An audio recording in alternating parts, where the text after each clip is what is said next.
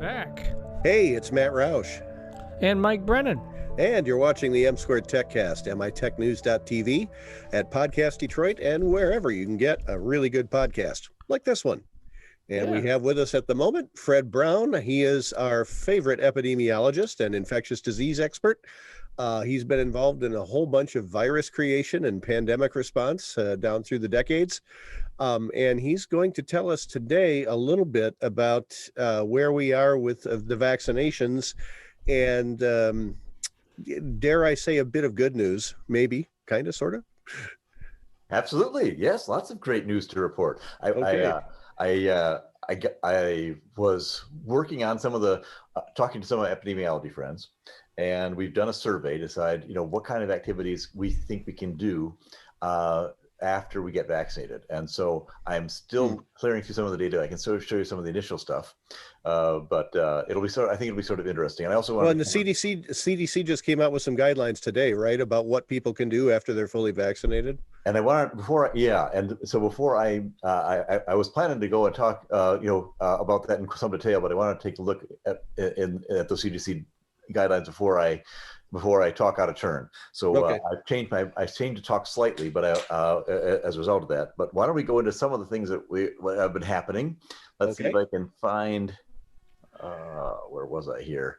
Well, basically, I think what it boiled down to is that we can see each other more often once we've all been fully vaccinated, but you can't really go full love potion number 9, right? And start kissing everything inside. Well, that's still not a good idea. For me, that's still not a good idea. So. Love potion number. Yes, I remember that song. That was a great song. So I will. Let me show you what I've got, and we can kind of talk through where we are with the vaccinations, and then next week, if you want, we can talk a lot more. About this is the. There we go. Of the discussion. So the first thing is that we are sadly still a top 10 country for COVID. We've got our rate of COVID is at about 179 cases per 100,000, and that puts us at about number one. Well, other than Brazil, we're the largest big country to have problems at that level. Brazil's at about 300, so they're a lot worse. The heck's going on in Sweden? They're in a bad way too. Jeez. Yeah. Okay. Yeah. France as well. Europe generally did some really stupid things. Is that a technical term? Or we'll talk a little bit about. Easy on the jargon there, Doc. Jeez. Okay. Europe made some big mistakes in the vaccination. They're going to be paying for that for probably years. Probably about 3 or 4 years, actually. Sadly, they made some mistakes, but we'll talk a little bit about that in some detail. In Europe, I can tell you right now. In Europe, basically, they got off to a really slow start. Their vaccination rates are about 1/3 of ours right now. They're at about 6% vaccination. We're closing in on 19-20% vaccination, as I recall. So we'll get into some of the real numbers later. But they're 3 times lower vaccination rates. In addition to that, they're fighting off the B.1.1.7 variant, which we talked about last time.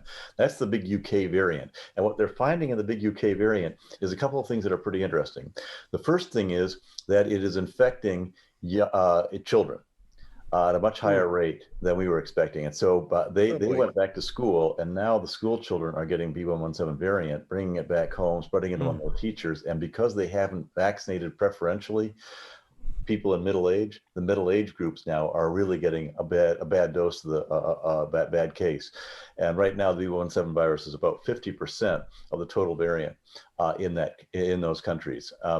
Now we're going to face a similar situation in about April. We're going to go to about 50% of the variant, certainly in Florida, probably Texas, and certainly in California.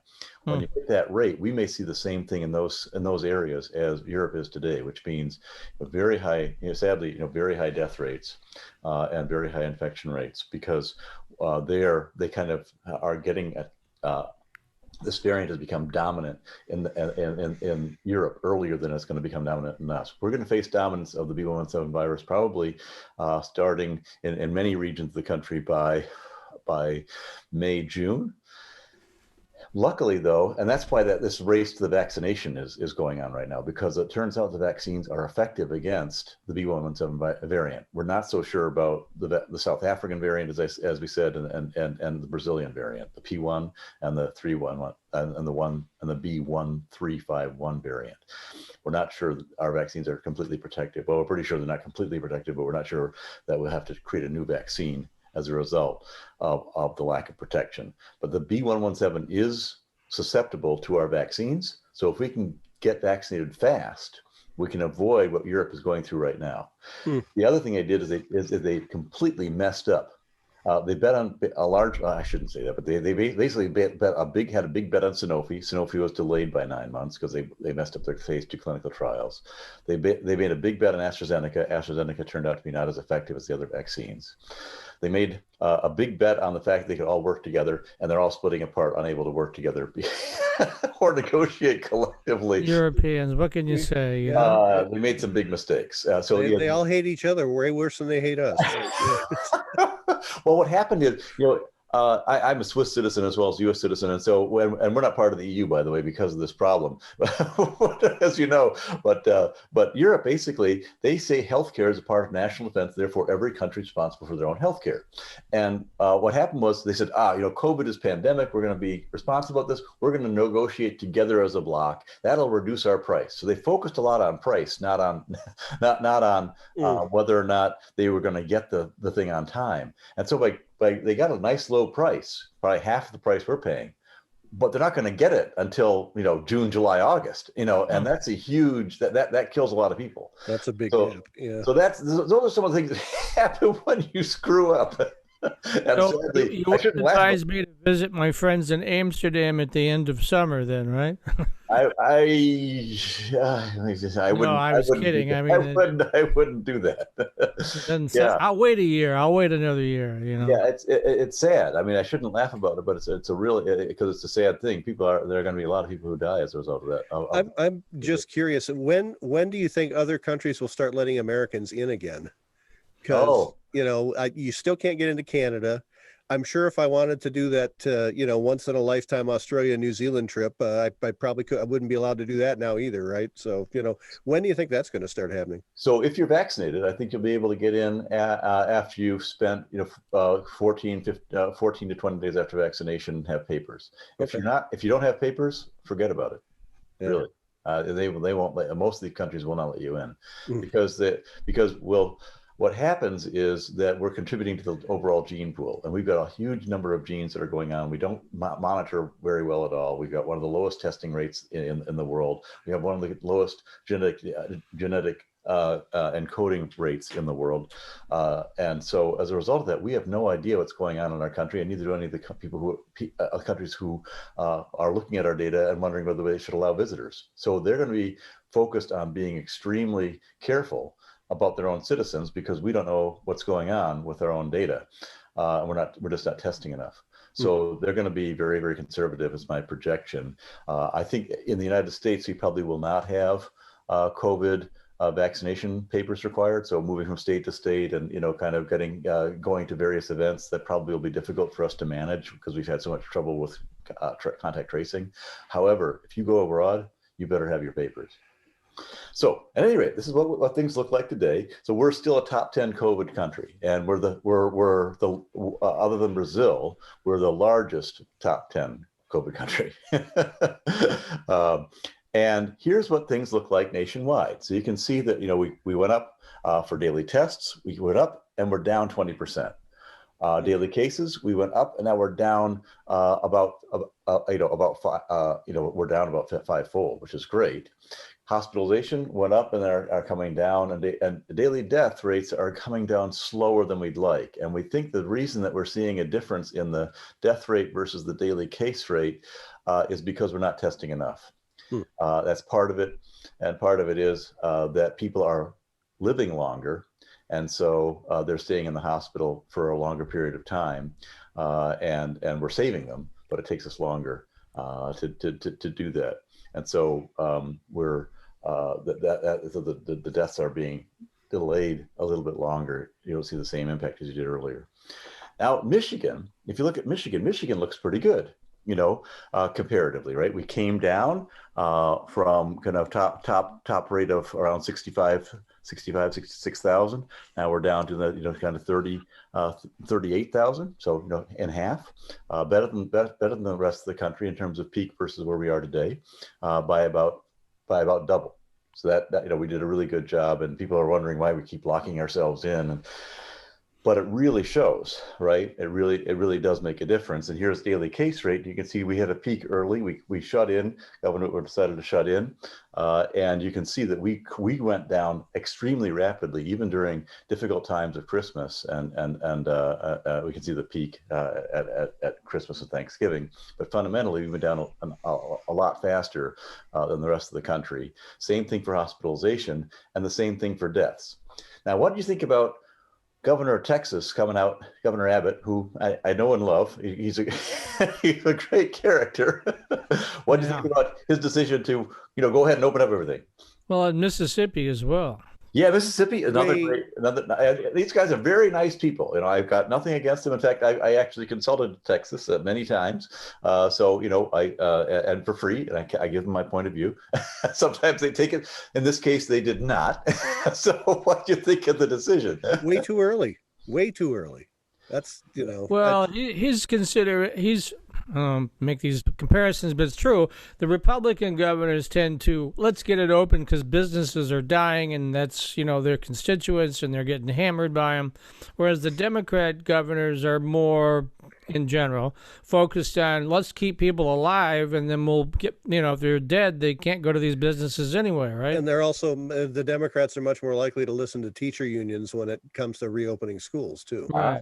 Well, all those are good points. I've got a slightly different point of view, because if you look at what happened was, you see, if you go to the daily cases and you look at that, we had a little hump, and then we had a second bigger hump. See that second big hump that occurred right around June-July period last year in the pink?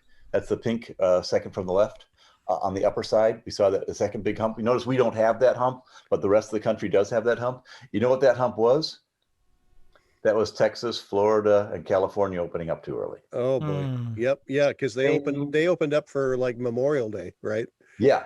Yep. Yeah. And 4th of July. Everything's open. And so they didn't learn their lesson, basically. Yeah. And this hump is likely to happen again. So we see, and it'll probably happen in a couple of months. It'll happen in, kind of the April timeframe. But what is common about both these governors is they both made and are facing huge mistakes.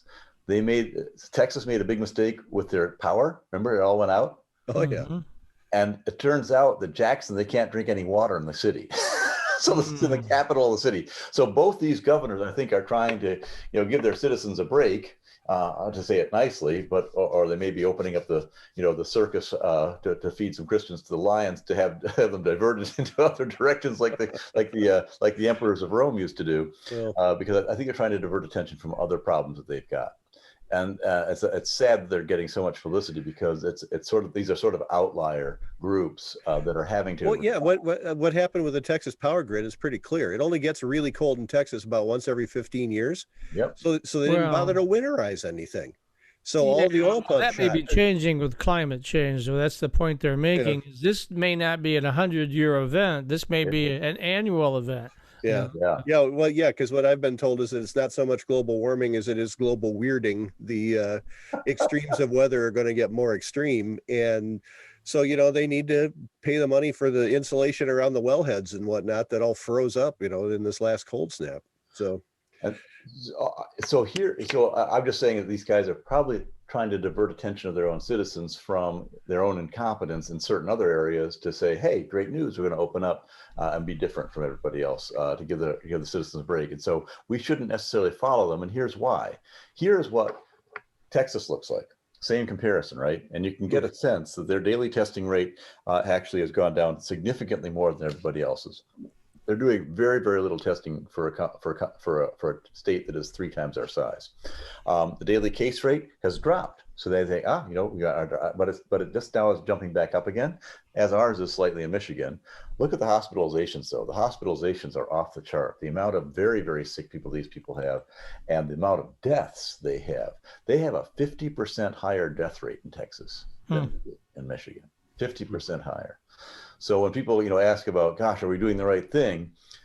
This is the difference between, being a little bit more conservative, waiting a little bit, and just letting things open up again. It's an interesting use of the word conservative there. Yeah, right. Sorry, yes, that's right. So we're being very conservative in Michigan. Well, good for us. Okay. On the podcast, and I think it is paying off. At least, and I think Texas is going to suffer tremendously, sadly, but it's part of their, that's what they've decided. I couldn't get them not to decide that, sadly. So we are, however, a top vaccinator overall. We're one of the top 3 vaccinating larger countries in the world right now, and that is going to help us. And so that's what we're going to talk about a little bit more today. And here's the data. You can see that we're strong. Obviously, there's some smaller countries that are quite strong, and that's. And you can see Finland trying to get stronger so they can avoid the problems that Sweden's having. And same thing, and the UK is quite. UK, and I see, is that Algeria there, below Spain? Morocco. That's it. Okay, I'm straining my high school geography here. Is doing quite well. UK is actually doing extremely well on a per capita basis. Chile is doing pretty well. So it's quite distributed, and it shows kind of different policy levels. Even Brazil is doing quite well on a vaccination basis because they need to, because they let the thing get out of control. So here's what's happening in the United States. You can see that Texas should be about 50% higher than Michigan. Michigan is a top half state. Texas is a bottom quartile state in terms of vaccination. They lost a little bit because they lost power and they got distracted. But you can see that overall, 17.83% today of the population has been received at least one vaccine, and 9.3% are fully vaccinated. Almost 10% of the country fully vaccinated. Michigan is ranked, I think, number 19 overall in the no, it's ranked even better than that. 19% at one dose, 11% fully vaccinated. So we're kind of a top 15 state, as I recall. But in distribution, the other thing we look at is distribution efficiency. So here we look at Michigan a little bit more closely, and you can see that we're about 83% efficient. The best state in the country is Wisconsin. They're about 96% efficient. Really? For almost everything that gets to them, they distribute like that. We're slower. We're sort of we're a top 20 state. We're number 19 right now in this capability. But you can see we got 3,000 vaccines distributed, and only 2.5 million shots have been administered. So we're falling behind. And you can see the coverage. Our coverage is actually strongest up north, right? You can see how those are green and blues up north, except that the one county, I think, is that Chippewa County. I don't know my opportunity. That's where Wisconsin. It's Menominee, Marinette, whatever it is. Yeah, right. Yeah. So that county, unfortunately, is not very has one of the lower distributed rates, and unfortunately, Wisconsin, is a state that's on fire. Well, so good for you. Ontonagon is on top of it. They're in the yes. There are a couple of really very, very well, but overall, you can get a sense that basically the lower half of the state's a little bit less covered in terms of pharmacies and vaccinator sites than the upper part of the state.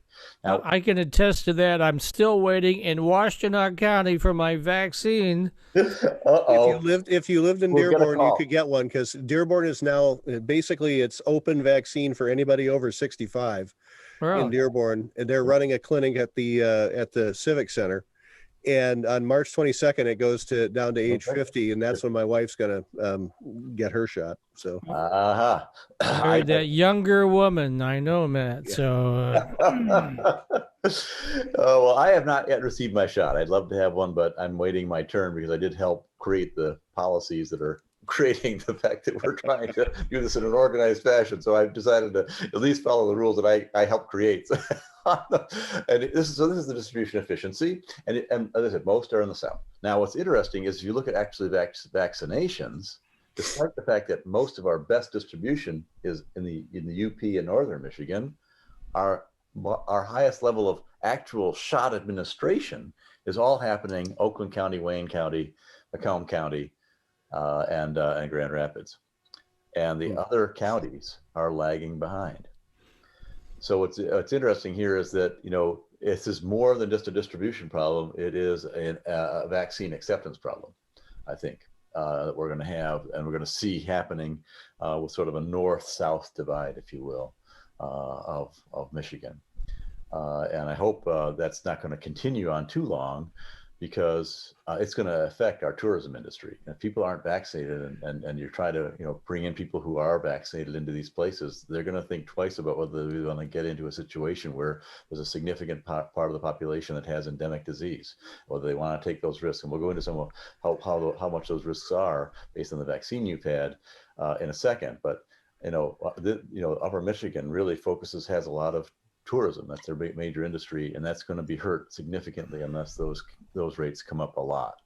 Here you can see that basically the female population is doing a lot better than the male population. The male population is laggards in thinking about it much more than the females. They're almost double our rates of completion, and some of that might be because they do live longer in Michigan, and this is focused on initially our vaccines, as you can see below, are focused much more on the elderly. Well, I'm wondering too if it's because a lot of the people who got vaccinated first were frontline healthcare workers, and that's a lot of women. That's a good point too. So there are a lot of factors in here, but basically the men are at higher risk, but are not doing as well.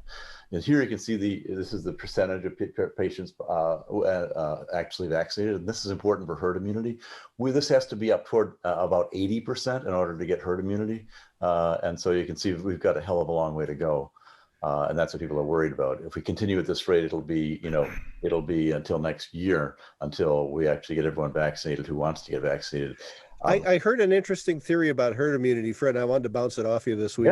Yeah. Is that we've had, between the people who have gotten this and the people who have been asymptomatic, what do you think, maybe 15, 20% of the population has had this already? According to serology tests, it's about right around 18, 19%. That's right. Okay, yeah. So if you want to get to 80%, then if you've got 20% of the people with antibodies naturally from having it, then you only need to get 60% of people vaccinated, right? I mean, it's a little bit more reasonable target. It is a more reasonable target. The only issue is that it turns out that the natural occurring antibodies occur at a much lower rate and don't last as long. We're seeing evidence that the natural ones are about 50% protective and last about 8 months. So which is great. So if you've gotten sick, you've got some time to get vaccinated. We recommend waiting about 90 days before you get a vaccination, because you've got those antibodies that are going to fight the vaccine. You want to have a good immune response, not one that's suppressed.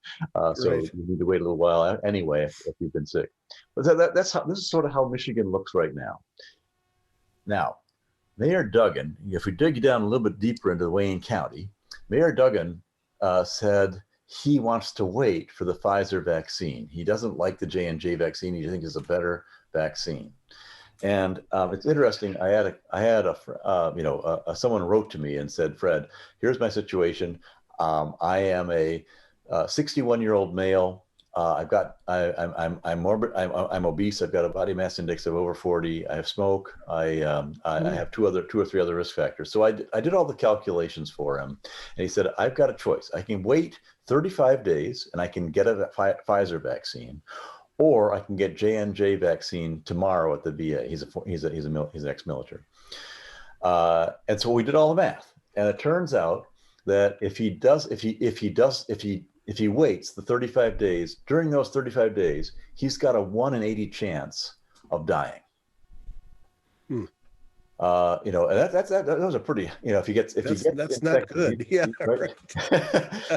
if he gets the meanwhile, because he lives in a different part of the country, which is undergoing quite a bit more literacy in terms of cases.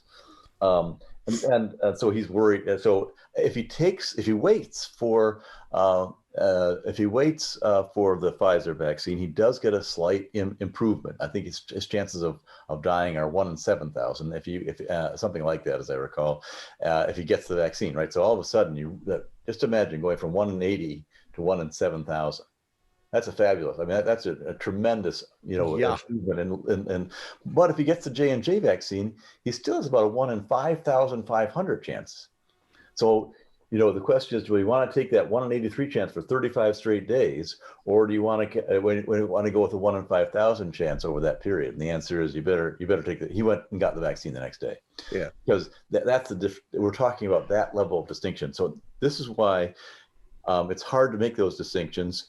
Here's what the J&J numbers look like versus Pfizer, right? So Michael, who we all know and love, is heart in the right place. Said, I want to get the best thing for my people. I think Pfizer is better than J&J. Here's the problem. The first thing is that J&J and Pfizer, if you look at the data, were in completely different pandemic situations. So here is the situation with Pfizer. You can see that, nice straight line. We've got steady state sort of increases in, this is the cumulative rate of disease. The blue indicates cumulative rate of disease, people who are unvaccinated with the vaccine. Red is the ones with the vaccine. And we're talking about on the left side of the page. So you can see that nice steady state, right? And it's going up pretty rapidly. And you can see that nice separation, huge separation between placebo and vaccine. The issue is those first 14, 15 days. The difference between the situation in Pfizer versus the situation in J&J is Pfizer was working in a non-pandemic situation. J&J was in a complete pandemic. It waited 3 or 4 months. It didn't do its trial for 3 or 4 months later, and we were in a complete uptick. So you can see the difference in the curve. You see how much steeper the curve is, especially in those early days. So they started their trial in the middle of a huge pandemic with lots and lots of disease everywhere. And so the problem was, we all know that you weren't really protected in those first 14 days. And so but you still accumulate all those cases, right?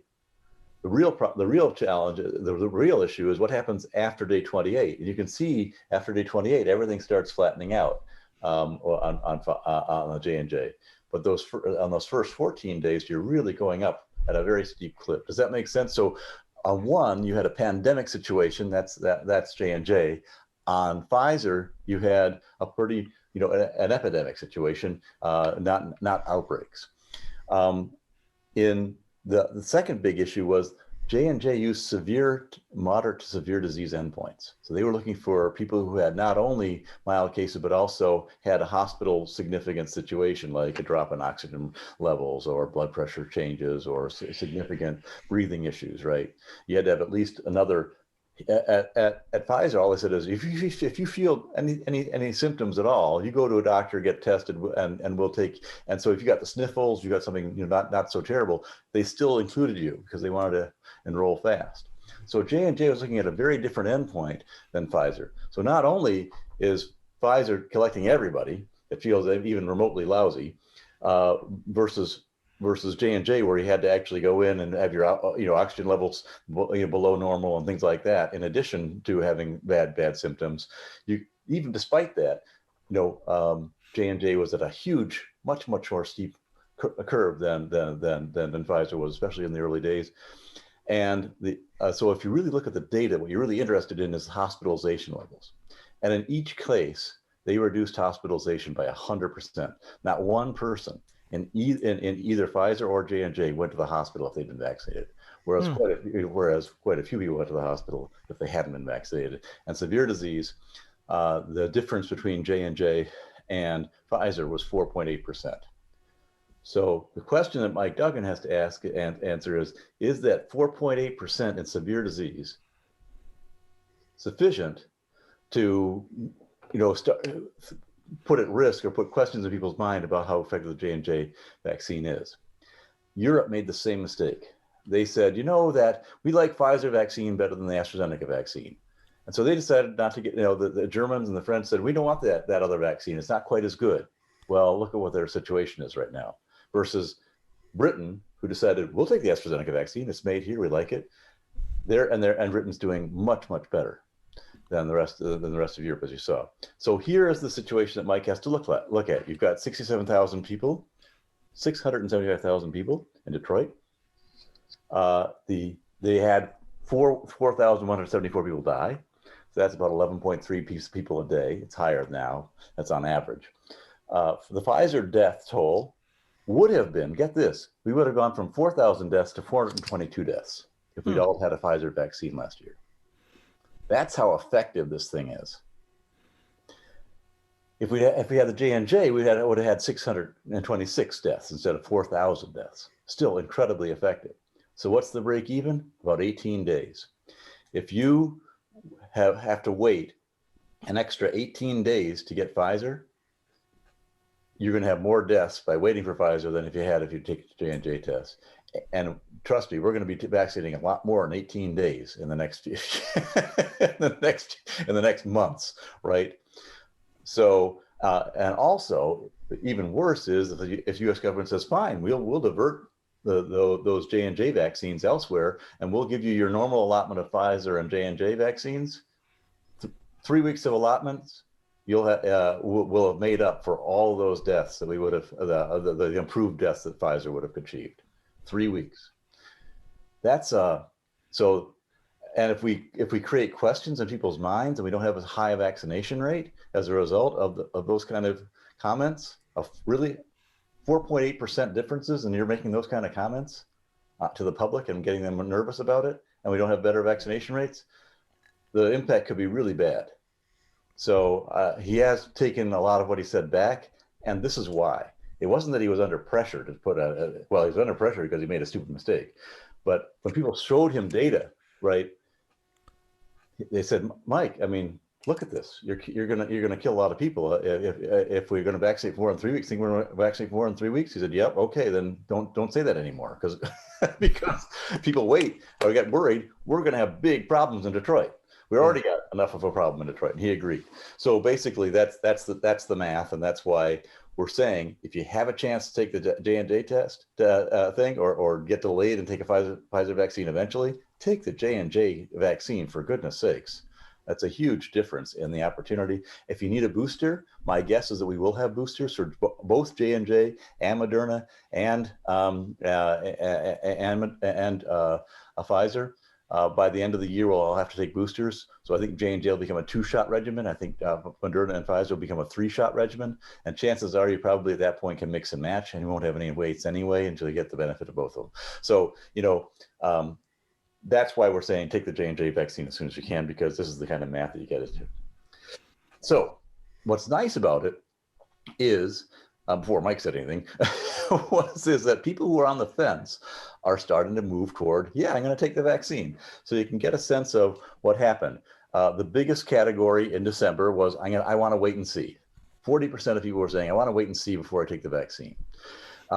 And you can see that the number of people who are definitely going to get it or have already gotten it are really coming up the curve. The people who are saying only if required are coming down. People, sure enough, who said I definitely don't want to get it, the anti-vax population, who have medical reasons not to take the vaccine, are remaining pretty steady, just like we thought. My guess is that we're right now wait and see is down 50%. My guess is by the end of the year, by this fall, we're going to be down another 70%. So in other words, those guys will be up. We'll only have about 3 or 4% of people on the fence on this by the end of the year, which means that we could get to about a 75% vax rate among adults. Now, don't forget, kids, make up, I think the adults are 260 million people of a 330 million person population. So we're still going to have a lot of kids that aren't going to be vaccinated, a lot of reservoir to continue the vaccine cycles of life and then continue the mutations. But for adults, I think we'll be at 75% rates. And Matt, you said that, if you add that together with people who've already been infected, maybe we're going to get toward herd immunity. I think we're going to be kind of on the edge. And as we talked about last time, there are going to be gaps. Some communities will be quite safe. They'll be at 98 and 95%. And other parts of the community will be at below 50%. And so that those gaps are going to cause opportunity for the virus to continue to survive and thrive in those communities and possibly outbreak.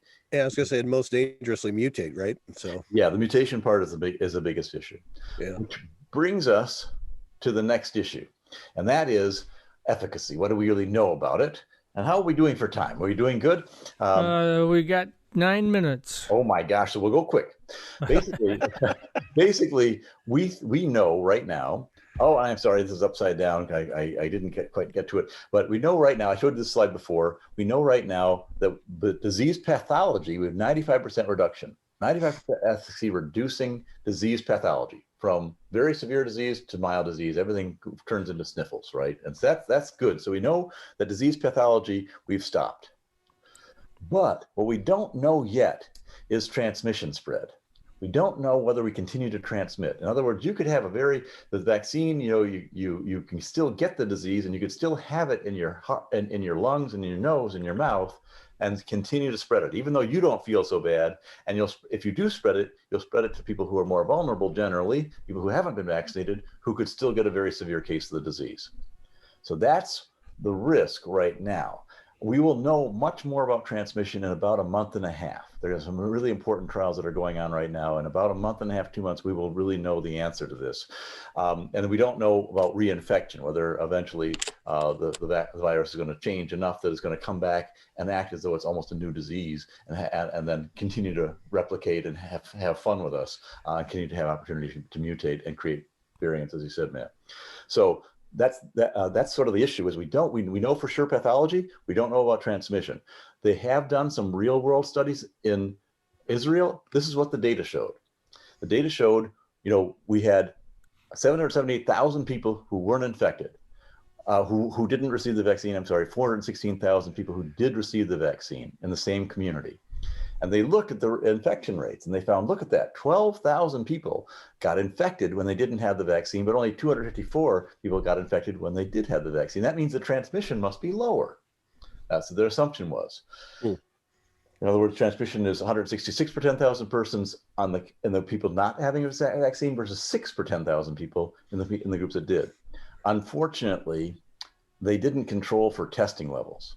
And it turns out the people who did receive the vaccine were able to go anywhere they wanted to without being tested. Whereas the people who didn't have the vaccine, they actually had to be tested at every venue, every event, every time they went on travel, every time they went into a large public environment. The Israelis tested them. And so they caught all the asymptomatic version as well as symptomatic. So all we really did is replicated the same study we did before, which says we're better at reducing disease symptomology than we are. And we still don't know much about transmission, sadly. Even though it sounded like it was great opportunity, you can see this curve downward is very similar to the same curve that we got for reduction in overall disease pathology. So we still don't know the answer. We will know the answer when we do the controlled clinical trials. There's some that are undergoing in Amsterdam right now and in the Netherlands, and there's one that's going to start up in the UK that'll be very definitive about how much we affect transmission when we have vaccines. So this is the cheese model, right? The Swiss cheese model of stopping the virus. And what happens is, as Matt said, you've got more fit variants who somehow can get through all these different barriers that we've got. The first big barrier we're going to have is vaccination. And that's why the vaccination rate is so critical. That's our first barrier, first line of defense. If it gets through the vaccination protections, then you want to move into your awareness. You got to be able to be aware how much vaccine, how much of this pathogen is out there trying to get you. That's your positivity rates. That's the infection rates, case rates, general level of the R2 rates the RT rates we talked about. All those things are awareness that you're going to have about yourself in your environment and yourself as far as your areas of susceptibility. The next big level we've got is distancing, right? So if we don't know whether we are stopping transmission, then the next big thing we have to do is continue to distance, right? So we want to have different layers. First layer is vaccine, stops the severity of the disease. Second layer is distancing and masking. So if you're not sure about transmission at the first layer, you got to do it at the second layer, which means we're going to have to continue to mask and distance until we know for sure whether we're reducing transmission. Otherwise, you're going to be sitting there as an asymptomatic carrier, basically, transmitting to all the people who have not been vaccinated yet the disease, and they can get very severely sick. So for that reason, the way you behave in the future, even after you've been vaccinated, is as an asymptomatic carrier. You've got to pretend that you've got the disease and you could spread it to anyone who hasn't been vaccinated. And so that gives us some thoughts about how to stop transmission. And we talked about this before. Here are the mask levels of transmission and N95 masks are much, much better. So if you're wearing a mask, and so on the far left, you've got the COVID carrier. That person's not wearing a mask and you are wearing a mask, you've still got about a 70% chance. We think it's a little bit better now with improved mask protection. We think it's about 65%. You'll see those numbers later in a second. If he's wearing a mask and she's still susceptible and healthy, he only has a 5% chance of getting a disease. If you're both wearing a mask, 1.5% chance of getting a disease. So now what we start to do, an N95 mask, everyone has a 0.1% chance because it's so much more effective in blocking it. Technology does make a difference. And we can improve, this is what I was saying, we can improve from the kind of the 30% effectiveness to about a 40 to 60% effectiveness by doing some things with those masks, doubling them up. And now let's talk about the scenarios that we're going to go through. And we'll go into this in a little more detail maybe next week. But basically, you've got unvaccinated and unvaccinated. And here you can see that the chance of you guys, of these two unvaccinated, one person being vaccinated and one person not being vaccinated, is that vaccinated person they have a 5 to 28% chance of getting a low grade disease. They probably won't get a severe disease, 0 to 15% chance, and they won't be hospitalized or die, versus the person on the other side who faces a much higher chance of hospitalization and dying, about a 1 in 600 chance on average. So that suddenly, you can get a sense of, if you're a vaccinated person and you're visiting an unvaccinated person, the problem is that you could spread very easily, if you can still transmit, to the unvaccinated person. Now we've got a situation where same thing is true pretty much for the child. Now suppose both people are vaccinated. If both people are vaccinated, the chance that either of them are going to get an asymptomatic or moderate disease is down to about 0.25%. If they both had the Pfizer vaccine, 0.25, or Moderna vaccine, 0.25. If both of them have the J&J, again, about a 7.8% chance. Severe disease, almost no chance. And hospitalization and death, 0 chance. Both of them have very little chance. So walking around vaccinated to vaccinated together it creates a new risk profile, which is much, much lower than before, when you had to worry about both people being sick and being contagious. All right, Fred, we're about out of time. We're down to the last minute. And the last minute is, if you wear a mask, these numbers get to be so small. A lot of zeros there. Yeah. That's right, right? So the idea here is that if you both are vaccinated, both wear masks, you have almost no chance of having the disease. And until we know more about transmission rates, until we know more, if it turns out that transmission rates are also reduced, it'll look like this also, by the way. But until we know that, if you wear the mask, this is the kind of rates you have and performing normal everyday activities, versus 100% chances of not having if you're unvaccinated or unmasked. So that gives you a sense of the percent reduction you've got. All right, Fred, why don't you give your contact information real quick as we close out the show? I'm at fredbrown.com, and I'll be happy to take any questions you guys have at any point. Traditional four-year students love Lawrence Technological University's thriving campus life, but LTU has always met non-traditional students' needs too. Lawrence Tech offers over 100 degree and certificate programs that can get adult students started or back on track. And most of our classes are conveniently offered evenings at our beautiful Southfield campus or online, so you can balance your social, family, and work life even while you power up your career. Lawrence Tech, where Blue Devils dare.